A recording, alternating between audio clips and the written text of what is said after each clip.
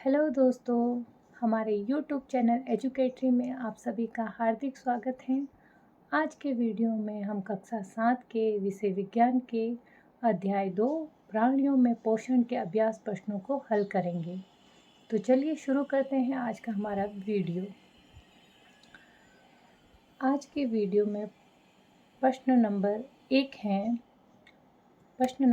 है उचित शब्द द्वारा रिक्त स्थानों की पूर्ति कीजिए। तो इसका उत्तर है मानव पाचन के मुख्य चरण अंतःग्रहण, पाचन, अवशोषण, स्वांगीकरण एवं निष्कासन है। ख है मानव शरीर की सबसे बड़ी ग्रंथि का नाम यकृत है। इसी प्रकार घ है अमाशय में हाइड्रोक्लोरिक अम्ल एवं पाचक रस का स्त्राव होता है जो भोजन पर क्रिया करते हैं। और घ है क्षुद्रांत की आंतरिक भित्ति पर अंगुली के समान अनेक पदार्थ होते हैं जो दीर्घ रोम कहलाते हैं। उसी प्रकार ड है अमीबा भोजन का पाचन खाद्य दाने में करता है। इसी प्रकार प्रश्न नंबर 2 है सत्य एवं असत्य कथनों को चिन्हित कीजिए। तो बच्चों, आप लोगों को बताना है कि इसमें जो दिया गया कथन है वो सत्य है या असत्य। तो क है मंड का पाचन अमाशय से प्रारंभ होता है, तो ये असत्य है। उसी प्रकार ख है जीभ लाला ग्रंथि को भोजन के साथ मिलाने में सहायता करती है, तो ये सत्य है। इसी प्रकार घ है बच्चों पित्ताशय मंड पित्त रस अस्थायी रूप से भंडारित होता है, तो ये सत्य है। और घ है रूमिनेंट निगली हुई घास को अपने मुख में वापस लाकर धीरे धीरे चबाते रहते हैं, तो ये सत्य है।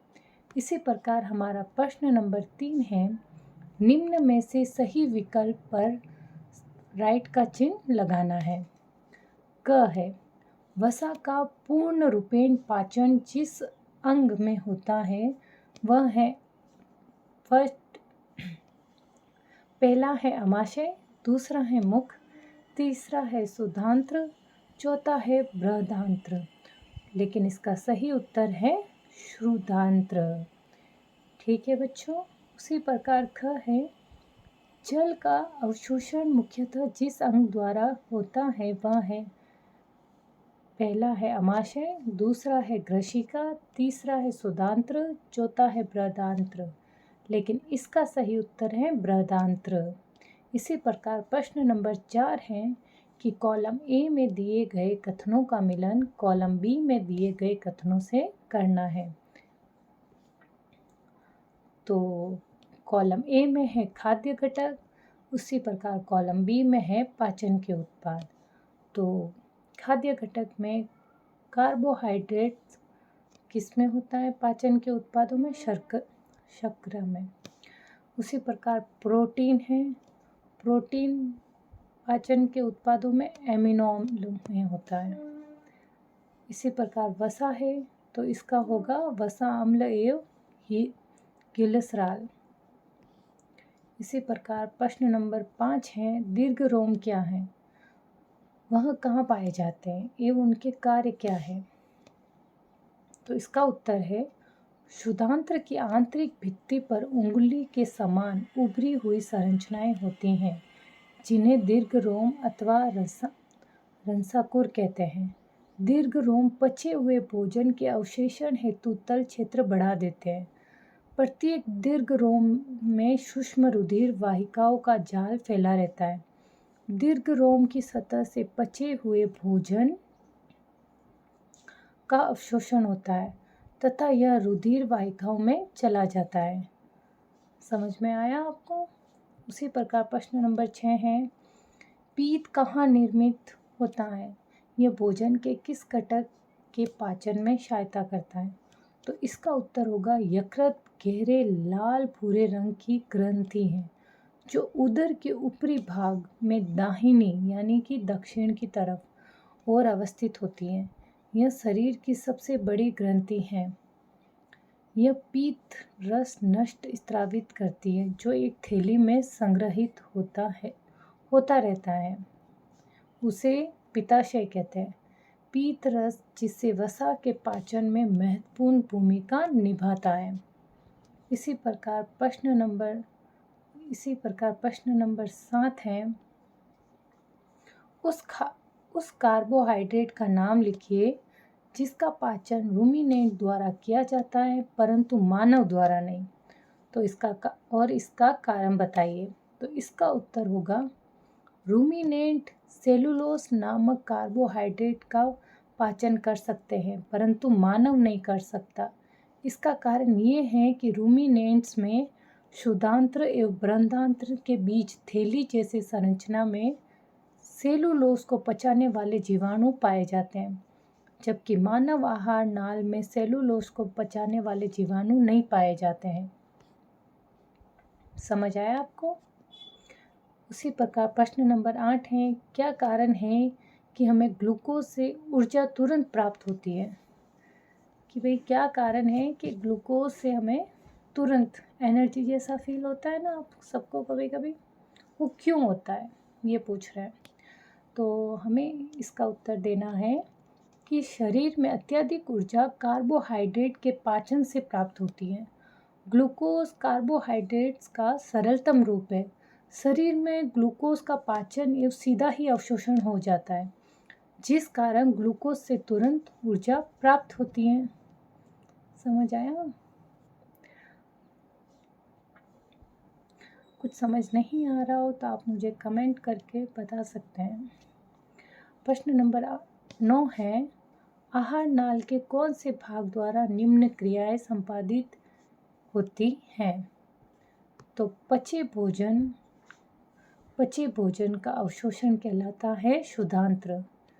क्या कहलाता है? शुद्धांत्र। उसी प्रकार भोजन को चबाना मुंह गुहिका। तीसरा है जीवाणु नष्ट करना अमाशय का। भोजन का संपूर्ण पाचन शुद्धांत्र कहलाता है। मल का निर्माण बृहदांत्र कहलाता है। इसी प्रकार प्रश्न नंबर 10 है, मानव एवं अमीबा के पोषण में कोई एक समानता एवं एक अंतर लिखिए। तो सबसे पहले समानता है, मानव एवं अमीबा दोनों में भोजन का पाचन रसों द्वारा होता है।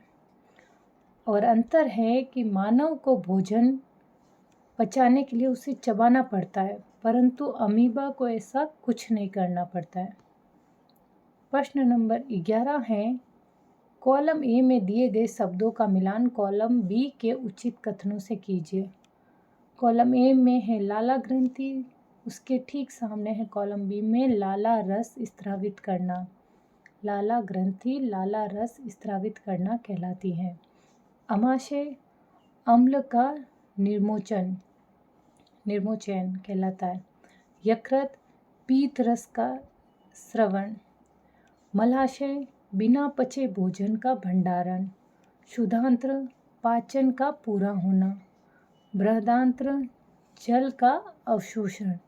उसी प्रकार प्रश्न नंबर 12 है, चित्र 2.11 में दिए हुए पाचन तंत्र के आरेख को निम्नांकित कीजिए।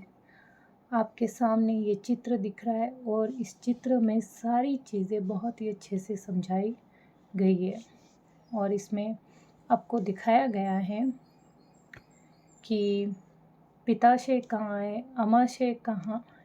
इसमें आपको दिखाया गया है कि पित्ताशय कहाँ है, अमाशय कहाँ होता है, अग्नाशय कहाँ होता है, बृहदांत्र कहाँ होता है, शुद्धांत्र कहाँ होता है और मलाशय कहाँ होता है।